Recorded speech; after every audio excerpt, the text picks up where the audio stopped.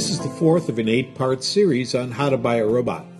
Machine shop leaders are well versed in how to buy a CNC machine, but the questions to ask when buying a robot are very different. Not every robot is ideal for every application, so we created this series to help machine shop leaders ask the right questions so they get the robot that's right for their application. This video covers grippers.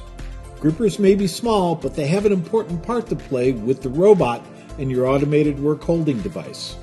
Gripper style and number need to be matched to the parts that you make.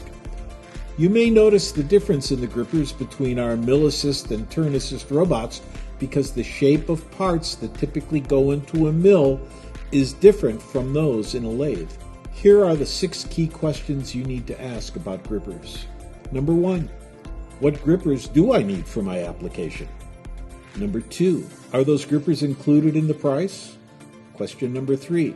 How do I know how to set the grippers for each job? Question number 4. How easy is it to adjust or set those grippers?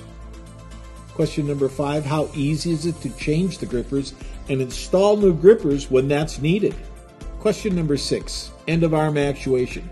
How easy is it to remove and reinstall that head? To learn more, go to our website. We provide great implementation support and training for our customers.